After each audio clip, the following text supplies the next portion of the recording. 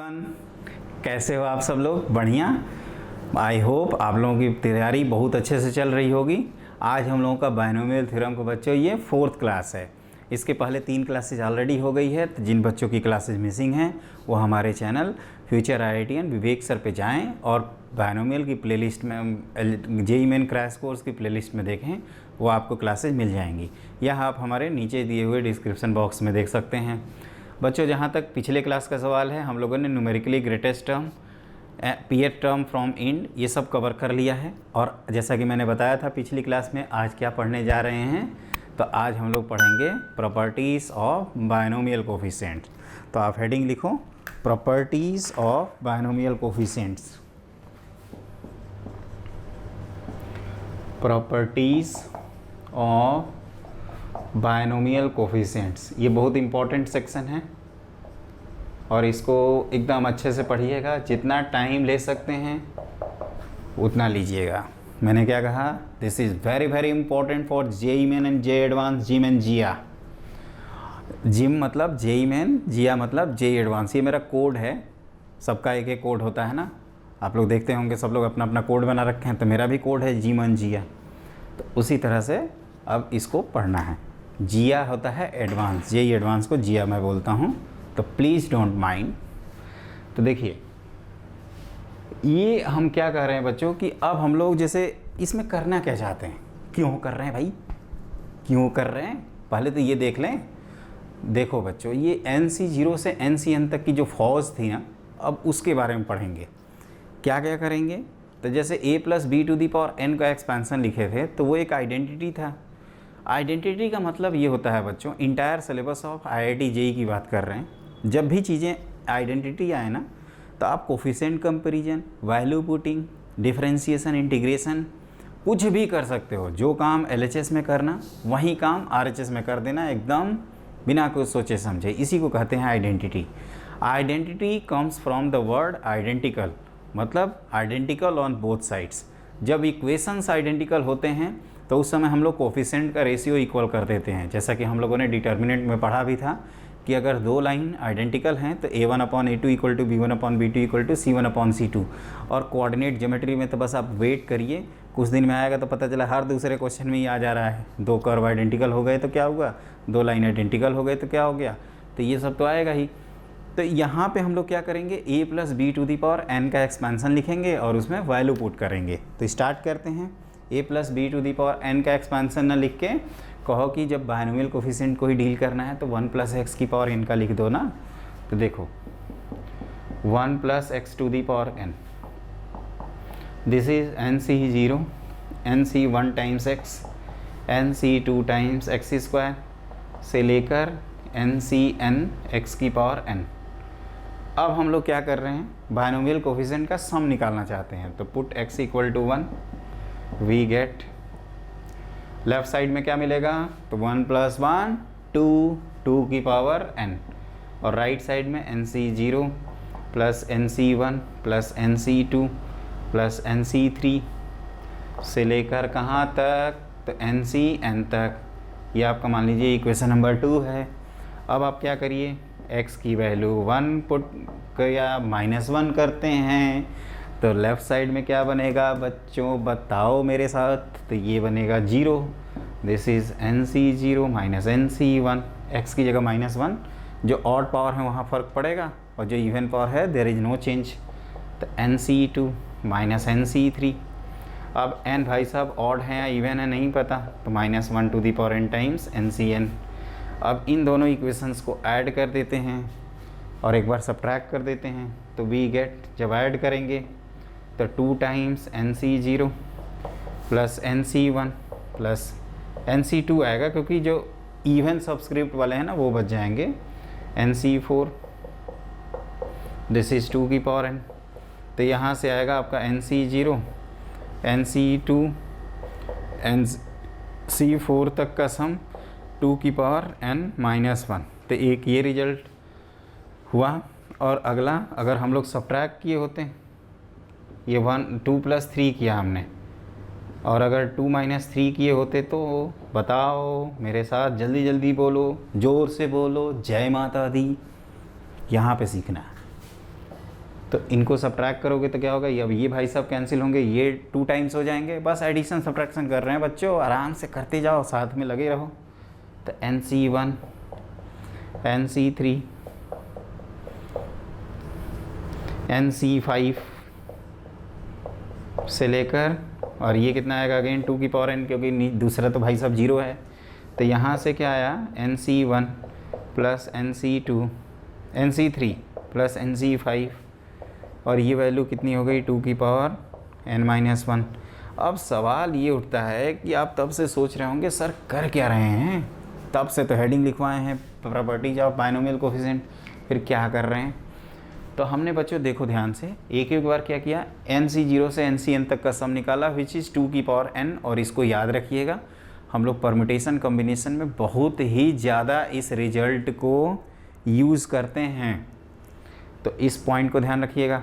फिर हमने add subtract किया। अब सोच रहे होगा कि फील नहीं आई, फीलिंग दिलाइए सर, कुछ ऐसा दिलाइए कि हमें एहसास हो। अब मैं बताता हूँ वो फीलिंग क्या है बच्चों। तो ये देखो NC1 NC2 NC3 से लेकर NCn तक का सम दिया है। तो ये जो लोअर सबस्क्रिप्ट है ना, आप इसको देखा करना। ट्रिक क्या होती है, मतलब ऐसी चीज़ जो इससे हम अगला क्वेश्चन अटैम्प्ट कर लें और ये चीज़ हमें 100% समझ में आ गई, उसी को मैं ट्रिक कहता हूँ। वो ट्रिक टाइम समझने का ट्रिक मतलब ये नहीं होता है शॉर्टकट, ट्रिक मतलब होता है श्योर कट, मतलब जिससे आपका क्वेश्चन हर हाल में हो जाए। तो देखिए ये होता है 0 1 2 3, ये मैं कहूँ कि ये लाइन से जो लिखे थे इनमें डिफरेंस कितना था, तो आप बताओ कितना था डिफरेंस, तो 1 का। तो इसका मतलब x = 1 का, जो x = 1 वैल्यू आप पुट कर देंगे एक्सपांसन में, तो आपको ये आंसर मिल जाएंगे। यहाँ पे भी वही हल है, लेकिन अल्टरनेट प्लस माइनस आ रहे हैं, तो x की वैल्यू -1 पुट कर दीजिएगा। अब बताता हूँ यहाँ, जैसे यहाँ देखो 2 का डिफरेंस है, तो इसका मतलब ये होता है कि 2 का डिफरेंस है तो 1 + x⁴n। अब 2 का डिफरेंस है तो इसके रूट होंगे, जो भी होंगे वो आप इसमें पुट कर दीजिए x के एक्सपेंशन में, और इसके रूट रियल और इमेजिनरी में से कुछ भी हो सकता है। तो x² = 1 के रूट हम लोग क्या जानते हैं, तो हम लोग जानते हैं 1 और -1, तो उसको पुट करेंगे तो ये दोनों चीज़ें मिलेंगी और वहाँ से हमें रिजल्ट मिल जाएगा। अब वो रिजल्ट बच्चों मगना नहीं है, वो हम लोगों को क्लिक कर जाएगा यहाँ से देख के कि जब इनको ऐड करेंगे तो ये बचेगा और ये कटेगा, तो एक कट जाएगा और एक बच जाएगा, जो बचने वाला है वो डबल आएगा। तो क्या करेंगे, 2 से डिवाइड कर देंगे आंसर लाने के लिए। और यहाँ पे भी 2 का गैप है, तो ये भी अगेन x² = 1 का रूट पुट करने से मिलेगा। अगर बाई चांस गैप 3 का रहता है, जैसे NC0 फिर NC3, जैसे मैं दिखा के बताता हूँ, NC0 NC3 NC6, तो x³ = 1 का जो रूट होता है 1 ओमेगा², तीनों को पुट करते और फिर उससे आंसर आता। तो ये बात क्लियर हुई। मतलब इस क्वेश्चन से हम लोग ये सीखते हैं कि अगर k का गैप हो तो x की पावर k = 1 के जो रियल या इमेजिनरी रूट होते हैं उसको पुट करने पे x की पावर k = 1, जैसे x² = 1 x³ = 1, तो वो आंसर हमें मिल जाता है। बच्चों ध्यान रखना, ये जो मैं बता रहा हूँ ना, यही चीज़ इम्पॉर्टेंट है। बस वो लॉजिक जो बताया कि जो गैपिंग होती है वो इम्पॉर्टेंट है, वो अगर आप सीख जाओगे तो आपके लिए जितने क्वेश्चन मैं बताऊंगा वो सारे सेकेंडरी हो जाएंगे। ऐसे लगेगा ये सब तो हमें आ ही गया, अब क्या सीखना है, आराम से चिल मारते हैं, कॉन्सेप्ट तो समझ लिए ना। जो भी क्वेश्चन दो करके दिखाएंगे। तो देखिए अब इसके बाद कराते हैं क्वेश्चन, और ना क्लिक कर गया तो आप हमसे बताना।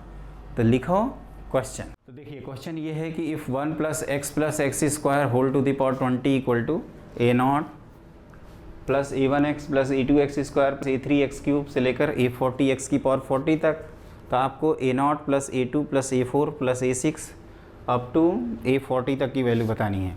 आप तुरंत सोच रहे होंगे कि सर ने लिखवाया थ्योरी NC0 करके पूछ लिया a0, मतलब सर भी अत्याचार करने पे लग गए हैं। ऐसा नहीं है बच्चों, मैं कंसेप्ट बताया था। कंसेप्ट में क्या बताया था कि आप जो सबस्क्रिप्ट है उनको फोकस करना।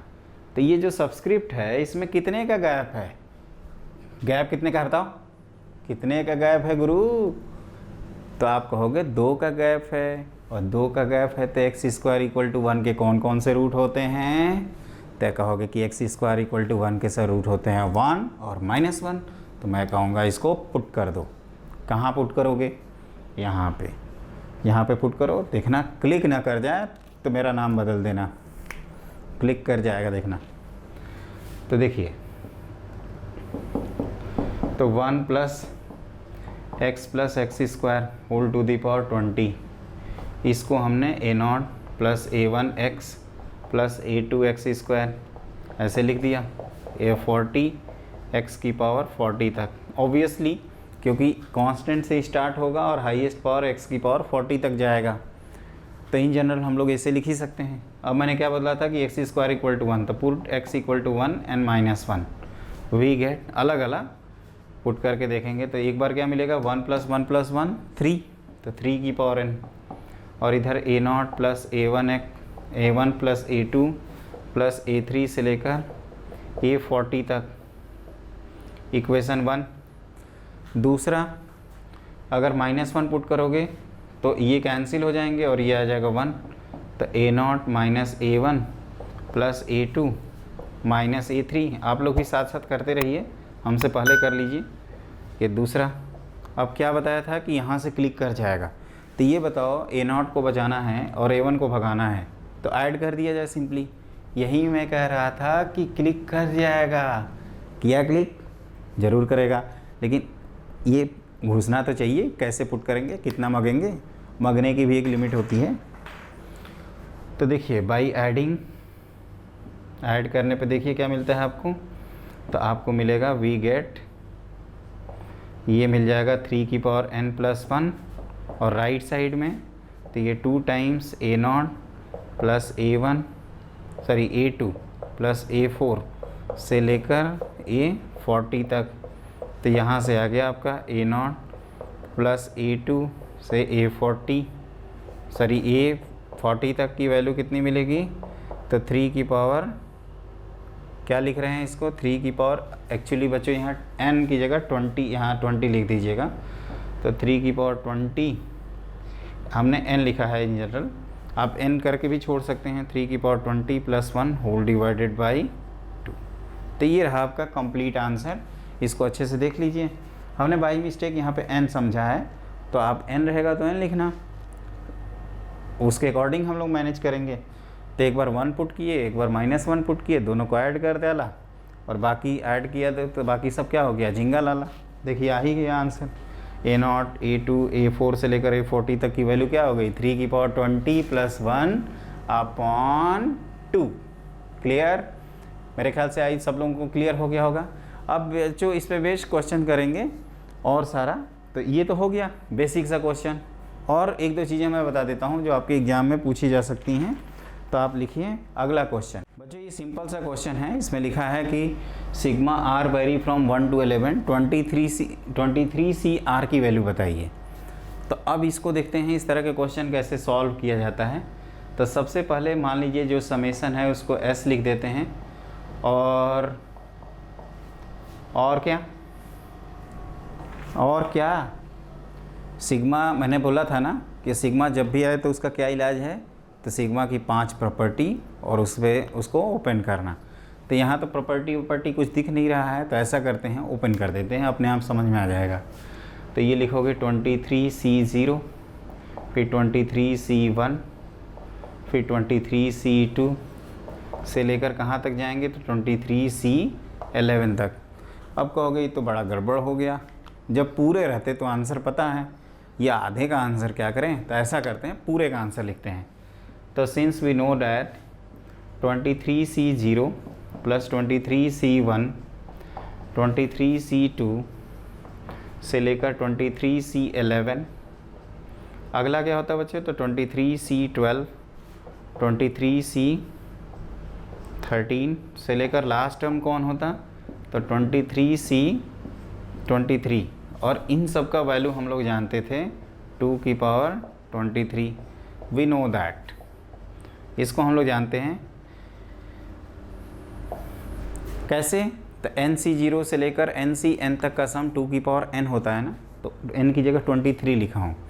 एक चीज़ आपको कुछ क्लिक किया होगा, क्या क्लिक किया, कि ये जो ऊपर वाली चीज़ है, नीचे वाली चीज़ NCR = NCN-R, ये NCR = NCN-R कैसे आया, प्रॉपर्टीज ऑफ बाइनोमियल कोफिशिएंट्स। ये मैंने पहली क्लास में लिखवाया है बच्चों, पहली क्लास मिस करके, और अगर आप ये क्लास देख रहे हैं ना तो फिर ये गलत कर रहे हैं अपने साथ।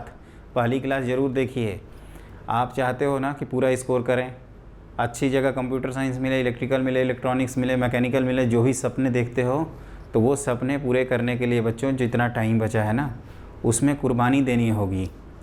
अगर आप कुर्बानी देते हैं अपने कंफर्ट जोन से बाहर निकलिए और ये सब पढ़िए, तब जाके वो मिलेगा ड्रीम, फोकट में नहीं मिलेगा। उतना तो मेहनत करोगे ना, आई होप जब सब लोग करोगे। तो ये कितना आया 2 की पावर 23। ये बार बार 30 लिख रहा हूँ, लग रहा है मैं भी सठिया गया हूँ यहाँ पे। अब देखो, अब इन दोनों को ऐड कर देते हैं तो वी गेट, तो कहोगे कि ये भी s और ये भी s, तो which is 2s, this is 2 की पावर 23। तो s की वैल्यू कितनी आ गई, तो s ये 25 नहीं है बच्चों, ये s है। आप चाहो तो ऐसे लिख दो, ये तो बाहर तो कई देख रहे हैं, कह रहे 25 को s बना डाला सर ने, कुछ ज़्यादा ही कर दिया। तो ये हो गया 2 की पावर 22।